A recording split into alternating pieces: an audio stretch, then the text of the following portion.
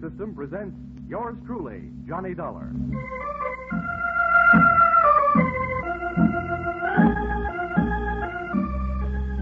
The next half hour has its baggage packed to take a half-hour trip with America's fabulous freelance insurance investigator, Johnny Dollar.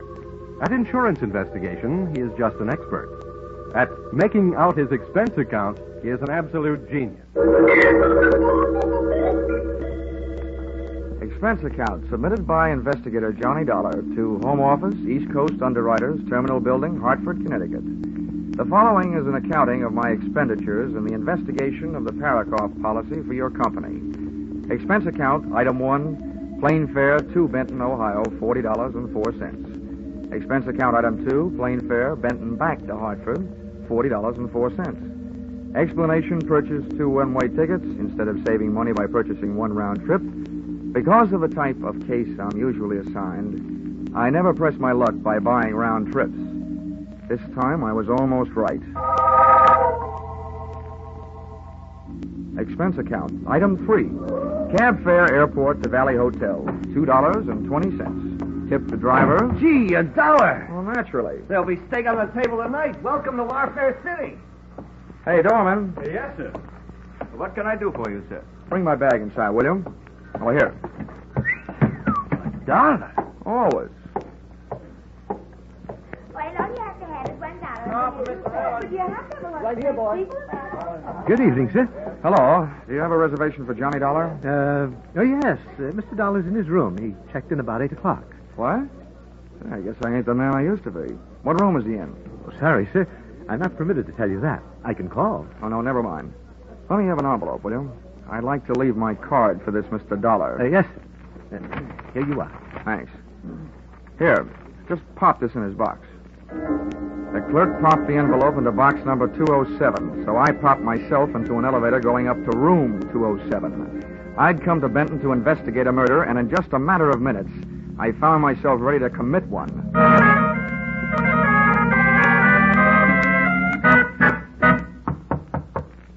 Yes? Who is it? A bellboy, sir. A package from Hartford. Just a minute.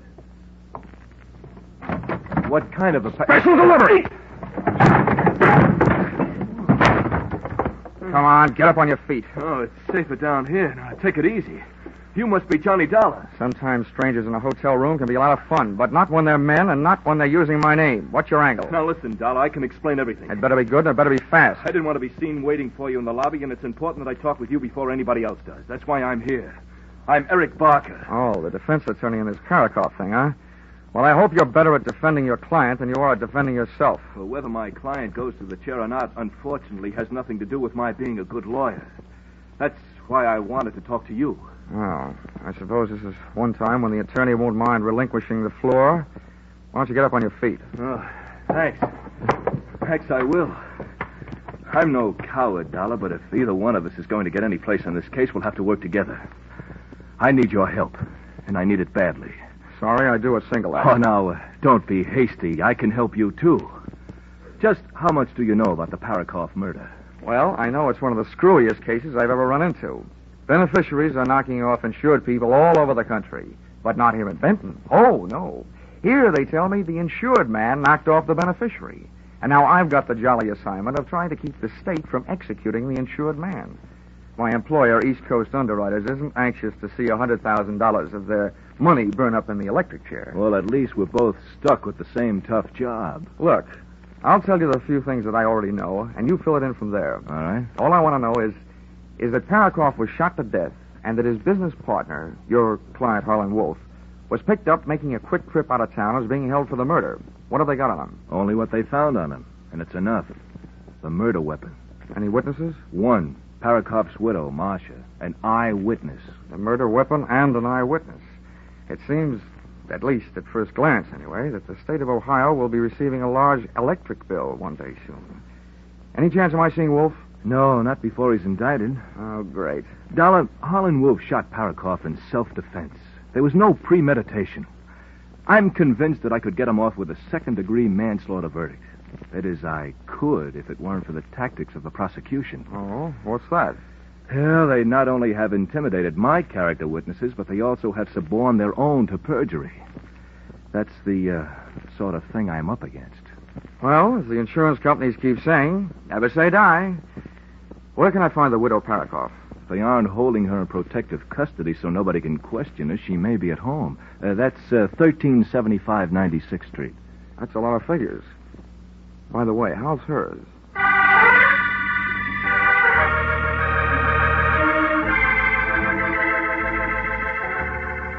Expense account, item 4. Cab fare to home of murdered man and the girl he left behind him, $2.40. I shivered all the way out to the suburbs, but not from fear or anticipation. Just a simple case of summer shorts in red flannel weather. The Parakoff place was obviously the product of a good income and a bad architect. It looked like a great big wedding cake, and Mother Nature had mercifully iced the confection. The front walk was white and untrammeled as the driven snow. As a matter of fact, that's what it was. 3 inches of it, which meant that Marcia hadn't had a visitor in the past couple of hours. I was playing detective, and somebody inside was playing the radio. So I played Peeping Tom, and loved every second of it. I couldn't see her face, but she had a lovely profile. I hastened to the door.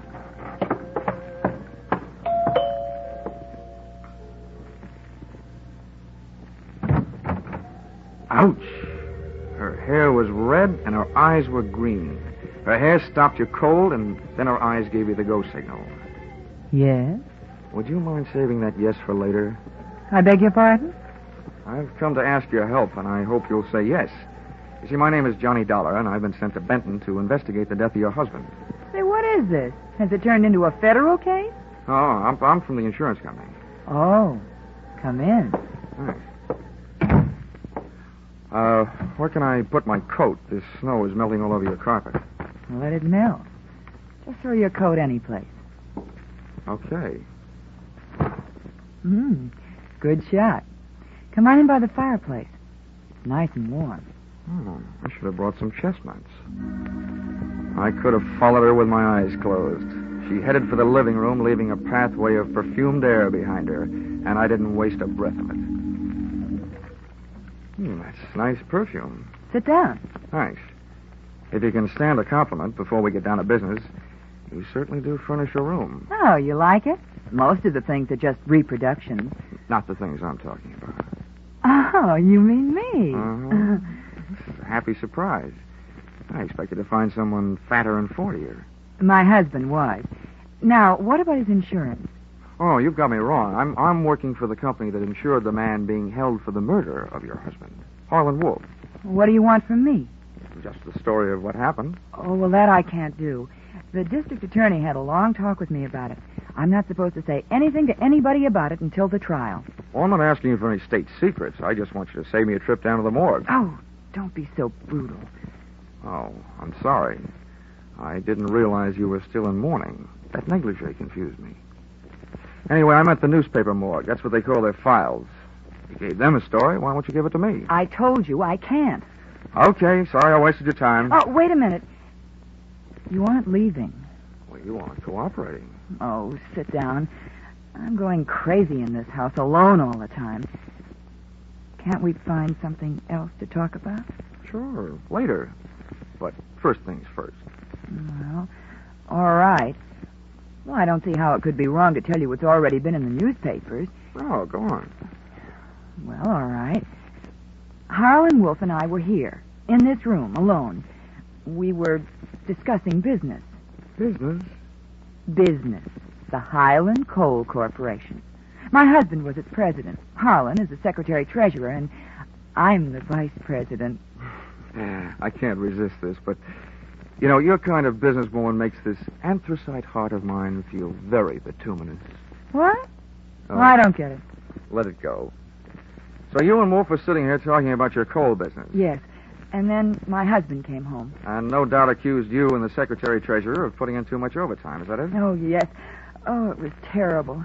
They fought, and finally Harlan ran over to the couch over there and pulled his gun out of his overcoat pocket and started pulling a trigger. Who called the police? The neighbors? No, I did.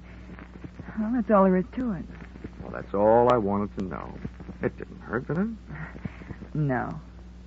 Now, how about using those big shoulders of yours to throw a log on the fire. Well, sure. I'll go outside and get one. Oh, there are logs in here. I'd rather have one that's a little damp. They burn slower. Oh. Well, then while you're at it, get a big one.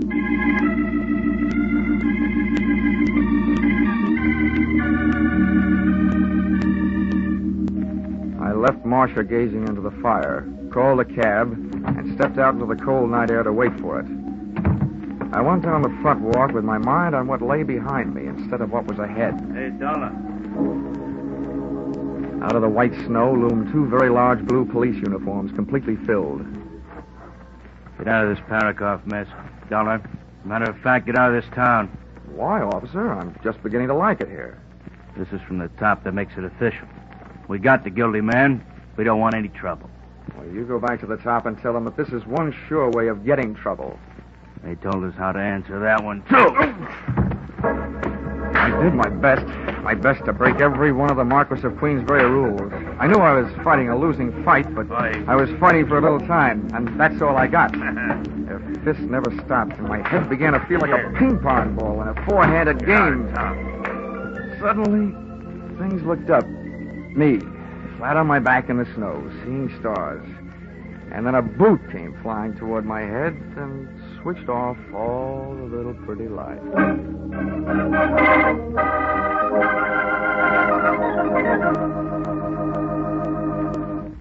All America is taken to Sing It Again, CBS Saturday night show of fun, frolic, and the fabulous Phantom Fortune. By telephone, listeners all over the nation are asked for their answers to the rhythmic riddle songs. Popular songs with new lyrics hiding the name of a movie star, radio star, or man about town. A right answer to a riddle, and the listener gets a crack at Sing It Again's Phantom Voice Fortune of $24,500 in prizes. It's a sensational session of music, suspense, and prizes. Don't miss Sing It Again tonight over most of these same CBS network stations. Maybe you'll sing to the tune of 24-5. And now back to yours truly, Johnny Dollar.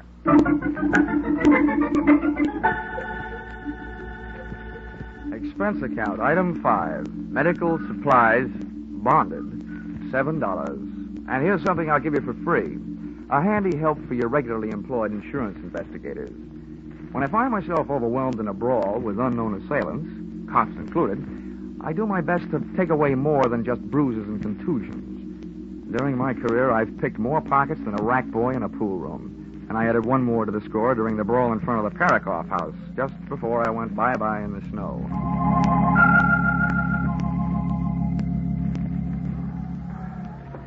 Hey, mister, wake up. Come on, wake up. You'll catch your death of cold. Oh. You call a cab? Yeah, I think so. Holy smokes, your face. Was you robbed? What's the matter? Isn't it there? Huh? Oh, here, come on. I'll give you a hand. Thanks. Holy smokes, when I first seen you laying there, I thought you was a snowman tipped over. How do you feel, cold?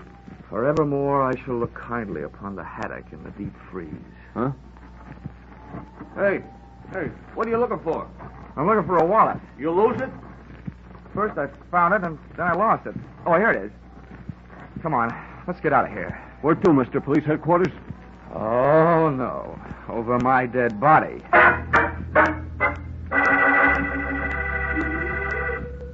Expense account item 6, breakfast and bed, $2.40. Expense account item 7, photographic work, $6 for taking pictures of contents of wallet I lifted from the police uniform the night before, which I sent to you, dear East Coast underwriters, for safekeeping. Expense account item 8, 70 cents cab fare to office of Edmund Byron, district attorney. Item 9, tip to driver, $1. Sorry to have kept you waiting, Dollar. Good heavens, man. What happened to your face? Illness assault? Yeah, but I got a flash for you. Not by person or persons unknown. Splendid. You wish to prefer charges? Half right again, but not for felonious assault, and not against the guys who gave me that going over last night. And what are you talking about? You know what I'm talking about. They were two of your harness bulls. But I don't want to waste time listening to you deny it, so forget it. I don't have the slightest idea what this is all about, Dollar. I said forget it. I want to talk about something more important. You're holding Harlan Wolf for the Parakoff murder. Now, what I want to know is, when are you going to hand down your indictment, and what it's going to be? First thing in the morning, first-degree murder. Anything else that you want to know before I have you thrown out of here? Yeah. How do I get mixed up in these rhubarbs?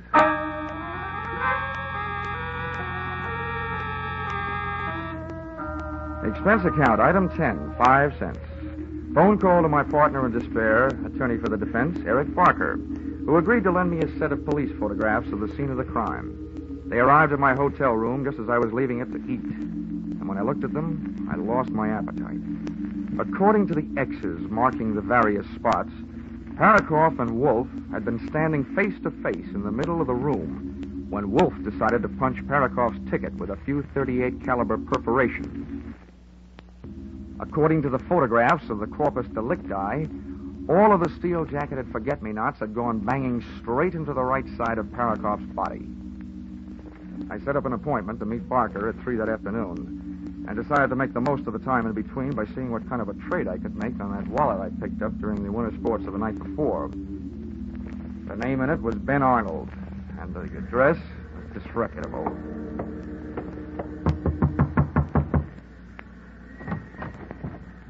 I don't want any brushes. Well, what a coincidence. I'm not selling any. What do you want? I'm looking for Ben Arnold. Who isn't? He promised me he'd be home by now. By this time, I should know better. Well, I'll wait. Outside. Inside. Hey, wait a minute. Ben won't like this. Well, that makes it even. I don't like Ben. Look, I don't want any trouble. Okay, don't make any trouble. What do you want here anyway? Well, let's just say I dropped in for an unfriendly visit. If Ben finds you here, it'll get real unfriendly. Ain't that face of yours marked up enough?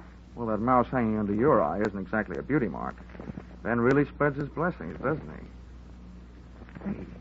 he? Ben had really spread one blessing right there close in front of me.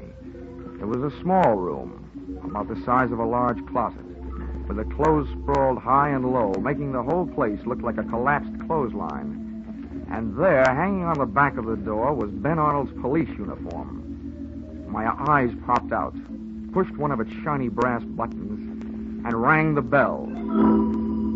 There, like little love letters on the brass, stood the initials CPD. And CPD were never the initials of the Benton Police Department.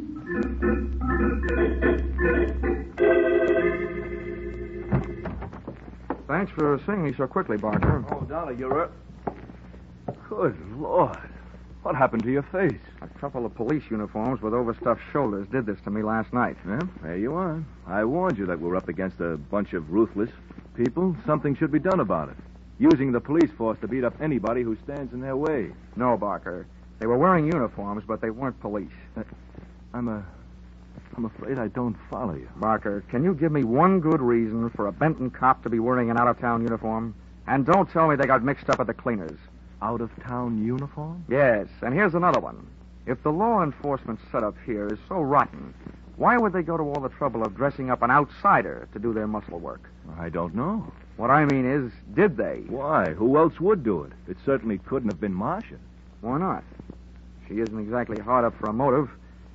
If Wolf goes to the chair, she collects his insurance money.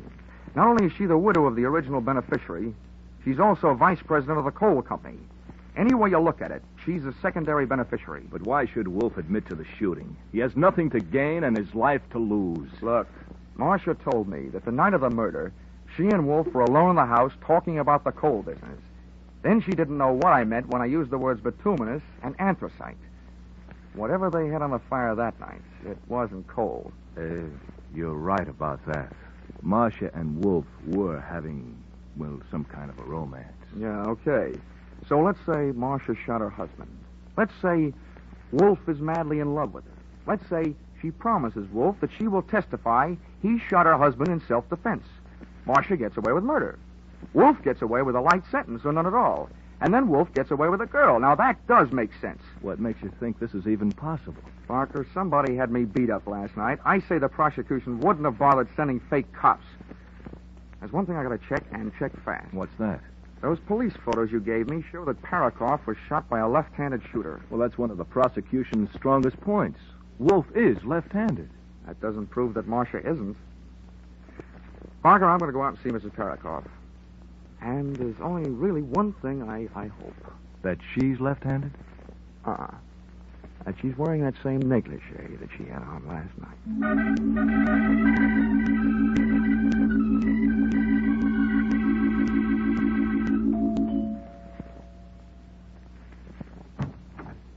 Hello, Marcia. Can I come in? Why, Johnny, what happened to your face? I didn't get down to the beauty parlor today. Oh, you look like you've been fighting. Mm-hmm. Not too well, but wisely. Well, come on in the other room. And, how about throwing another log on the fire? You're a real little firebug, aren't you? You should have lived back in old Nero's time. Whose time? Nero's time. Well, I'll tell you what. I'll build the fire if you'll light it. I'd love to.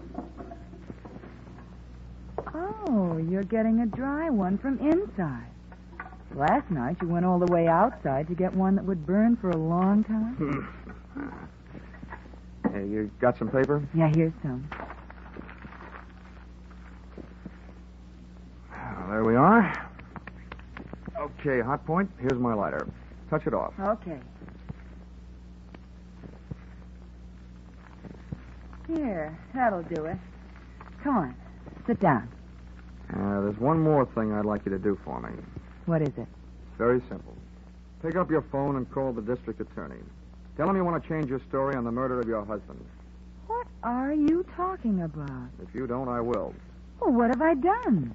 Okay, if you want to play games, I'll read you the rules. You know, there's a big advantage to being on my side of investigation. See, fellows in my racket have the benefit of a lot of experience. But murderers, well, almost everyone is inexperienced at that business. One moment they aren't murderers, the next moment they are. Oh, Johnny, please. But now let's take a look at what's on my side. For instance, for one thing, from the empty shells thrown off by an automatic pistol, the experts can get a better picture of a murder scene than they can from the witnesses.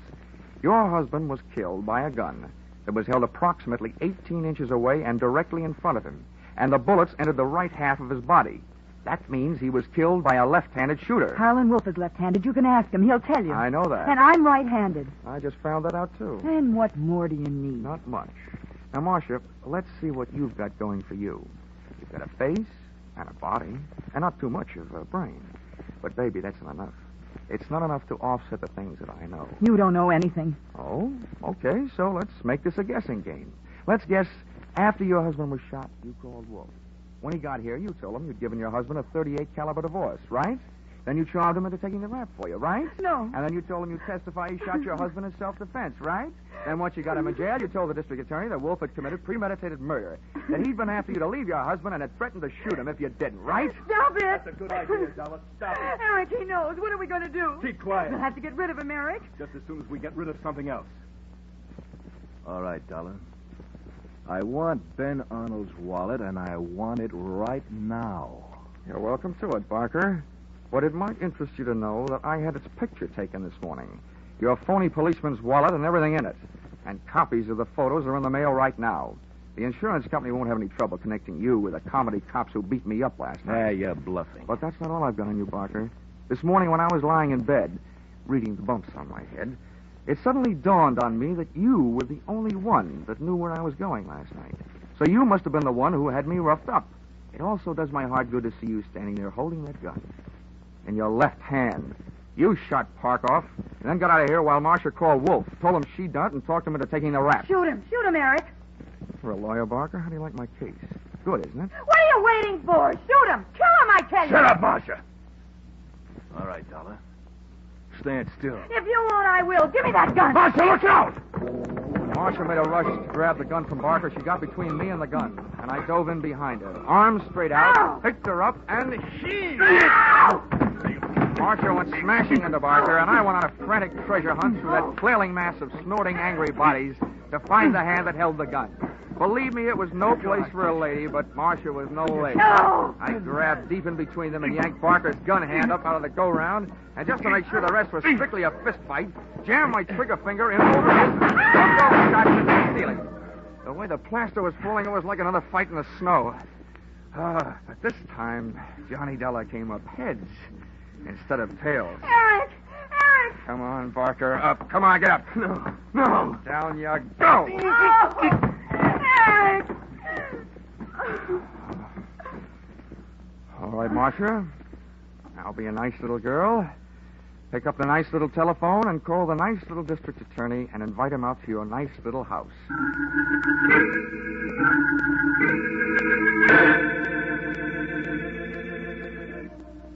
Expense account, item 11.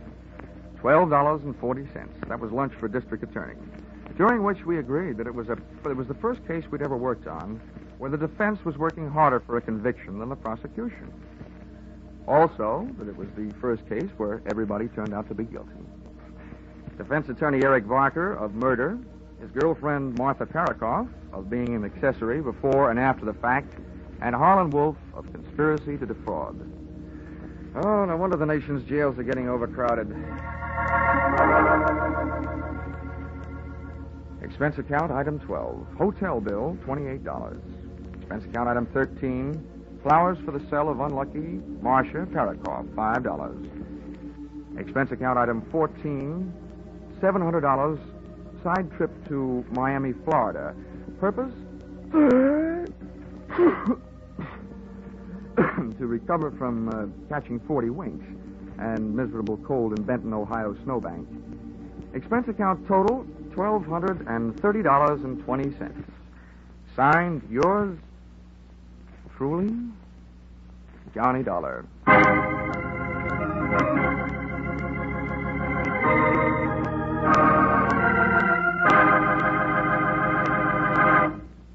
Listen in again next week when CBS brings you Yours Truly, Johnny Dollar, with Charles Russell as Johnny. Yours Truly, Johnny Dollar is written by Paul Dudley and Gil Dowd and is produced and directed by Richard Sandville. Live life with Luigi, and you live a wonderful life of seeing yourself as others see you. Luigi Basco is the little Italian immigrant who loves America, even though he's highly puzzled by American ways, American language, Americans themselves. His friends try to explain, his neighbors try to help, but it's usually Luigi who has the last word, who knows what America really is.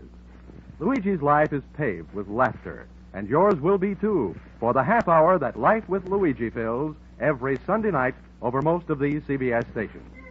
This is CBS, the Columbia Broadcasting System.